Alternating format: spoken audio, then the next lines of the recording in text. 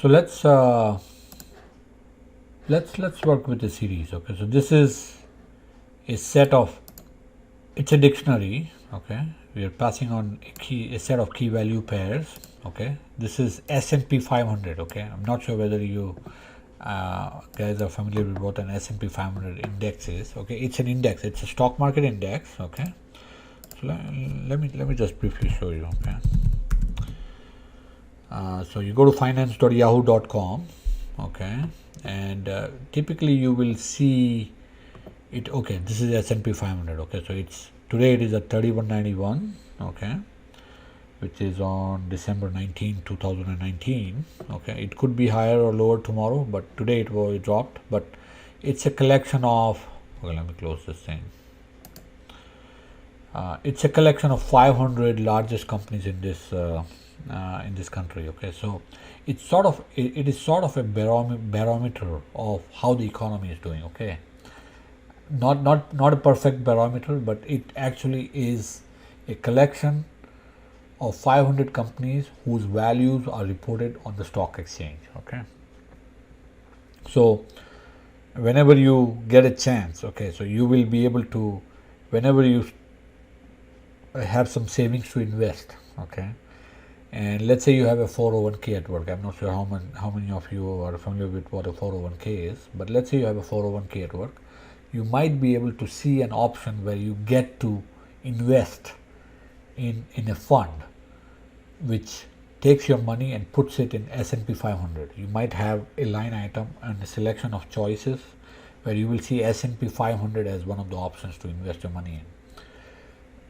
The moment you buy that investment, okay, when you put your $100 or $50 or $1,000 into that fund, it's going to buy everything within that index. So it's going to, in one shot, you're going to be an owner. Okay, so whenever you buy stock in a company, you are basically a part owner of a company. So you will own Apple, you will own a piece of Microsoft, you will own a piece of IBM, you will own a piece of Pfizer, which of course makes medicines. You'll own a piece of ExxonMobil. You know, all these companies, we Home Depot, Walmart, and so on, so right. So all these companies we know, we encounter in our daily lives, and the products of whose products and services we use, Amazon being one of them. Okay, we would be able to buy that. Okay, so this is year, and this is the value of that index. So I just showed you this thing where today it is at 3100 something, right? At the end of 2018 it was around 2789 something. Okay, so 2018, and you have 1970, 71, so on. So it started off with 90 in 1970. Today it is at 27 some odd, or at least by the end of last year it was at that point. Okay, so you see a pretty good growth. If you started off in 1970, you put in $100, you saw a pretty good growth in the value of your investment. Okay, in this S&P 500. Okay, and the other thing is, sorry to extend a little bit more on this topic, but I think it's good to know, right? The other good thing about S&P 500, it's a very diversified, it's a broad collection of companies you are becoming an owner of, right? So if one or two companies fail, you don't want to lose all your money. At the same time, if one or two companies become the next Amazon or the next Microsoft, you're not going to reap as much of a gain as you would in an S&P 500 index, right? By buying this thing. So there are pros and cons, but historically it's been proven that it's very, very hard for experts to be able to outcompete the performance of an index like this. Okay, so if you have no interest, if you don't want to be bothered with it, this is a good way to sort of deploy your savings. Okay, and the country that we are in, the system we are dealt with in capitalism, you want to be an owner as quick as possible, and it's a pretty good way to access the capital markets. Okay, with your savings. Okay, bit of a sidetrack, but let's play around with this series. Okay, so this of course is a dictionary. Okay, we are passing that on to this variable called SP500. We are converting that to a series. Okay, and this is what it looks like. Okay, so you have a series, year value all the way to the last year. Okay, let me delete that. Okay, we'll call this series the index. We'll call the index year. Okay, of course, because we are going to call that index year. So we were able to do that. Okay, now let's ask a series of questions to that. Okay, so we're going to ask some questions, and that's going to be true with everything you're going to do in your life as someone who's going to deal with data. Okay, so you're going to be sitting in front of this set of data sets, right? And you're going to say, okay, what am I going to do? Okay, what am I going to do? What kind of questions do I need to have answered from this data? Okay, so let's ask the first question. Okay, what year did the S&P 500 index close at the highest point and the lowest? Okay, so what was the highest point in this entire series of index? Okay, we of course know, because stock markets in general, if you have a productive economy and if companies are making profits and the profits are flowing to the shareholders, the stock value of those companies and the values of those companies are going to grow. So the stock market in general over time should grow, and that's why the last year's stock market should be the highest point as opposed to the first year. Okay, which is true. So let's see whether that is true. Okay, we already know the answer. So IDX max. Okay, so the maximum value is the index 2018 is the index associated with the max value. Okay, the mean value of course is associated with the first year. No, not the first year. Okay, because the first year it started off at 90. Okay, the first year of the series data we have access to. Okay, but then in year 5 it dropped to 72. So imagine if you are an investor here, okay, and you invested $100, you bought whatever shares, and then it dropped by 26%, okay, or whatever, the 28% over a 5-year time frame. Okay, so you had to wait 5 years, and you saw your money go down to like 28% lower, which is, I don't know how you will react, but it's normal people don't react very favorably to that kind of an outcome. Okay, but if you held on, you made a lot of money, right? So okay, IDX min, IDX max. Okay,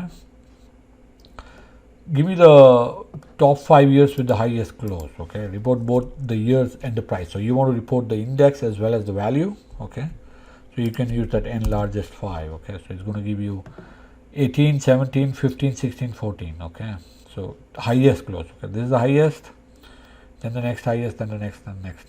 Okay, so 18, 17, 17. See, so after 15, the 16 it dropped, and then it picked up again in 17 and 18. Okay, so what does that also tell you?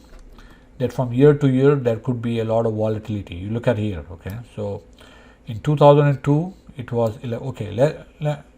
Let's try to go over here. Okay, what was 1999? Okay, so I'm not sure how many of you were even around, but assuming you were around, 1999 is when there was this tremendous boom like we have now in Silicon Valley. Okay, so it was the dot-com boom. Okay, that's the first wave of internet companies. That's when Amazon and all those companies were born. Okay,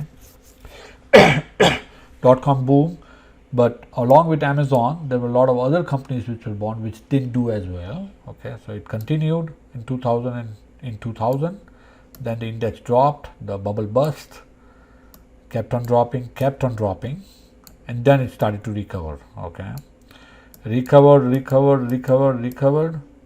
and then it dropped again. Okay, so what was the cause of this drop? That was the last financial crisis. I'm sure a lot of you guys would have at least lived through it. Okay, so yeah, So 5 years with the highest close and report the year and plus. So okay, so let's do this thing. Okay, suppose you had $100 to invest. Okay, how much profit would we have made if we invested that amount at the beginning and sold everything at the end of the last year in the series? Okay, so let's start with the beginning. Okay, how do you get the beginning? Okay, beginning is, you can say D, okay, which is the series. Okay, this is the series. Okay, beginning is this. Okay, this corresponds to 0. I can either say I lock 0. Okay, it's going to give me that value, or I can also say lock, let's see whether that works, 1975 or 1970. Okay, that also works. Okay, so either you go by the actual index or you can go by the location of that index. Okay, I stands for the index location or the actual location. Okay, or the actual value. Okay, so 1970. Okay, so now we bought $100 worth of it. So you had $100. Okay, divided by 1970. Whatever the value was in that thing, so it bought you this many shares. Okay, 1.1 shares. Okay, but you want to also calculate what is the difference in value between the last and the first. Okay, so how do you calculate the last? D dot I lock. Okay,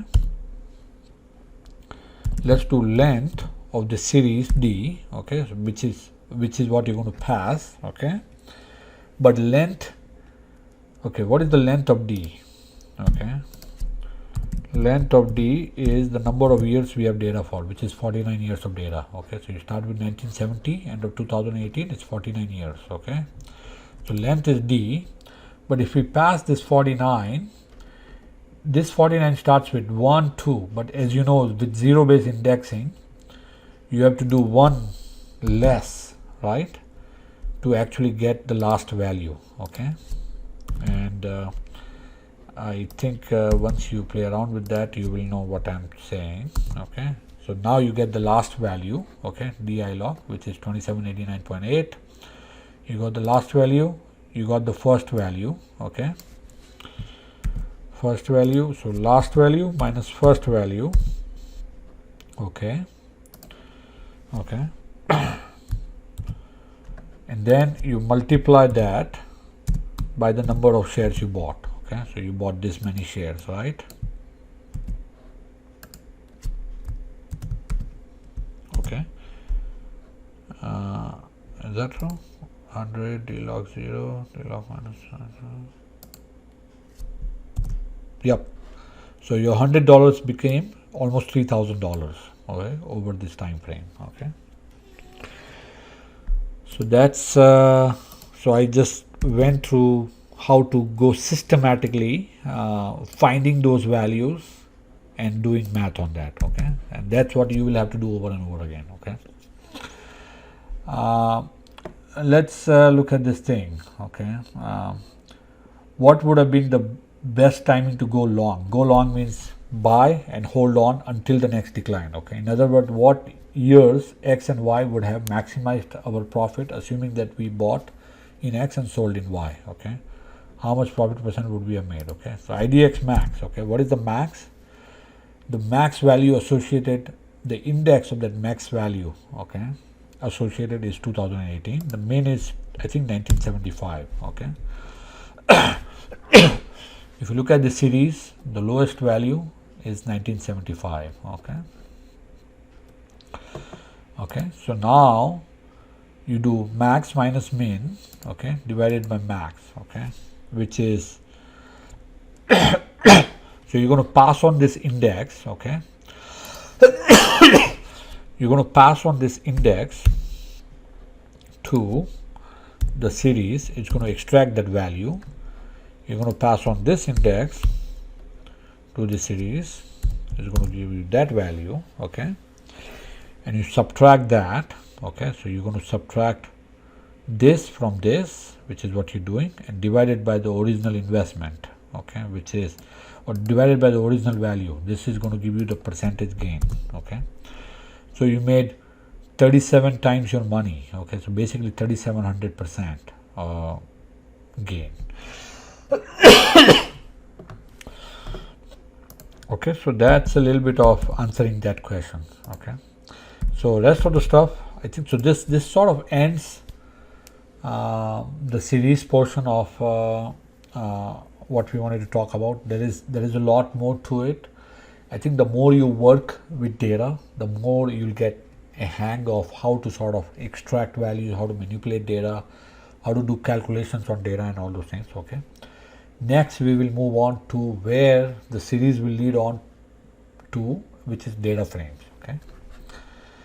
So that ends the series, and then we'll move on to data frames next. Okay. Thank you.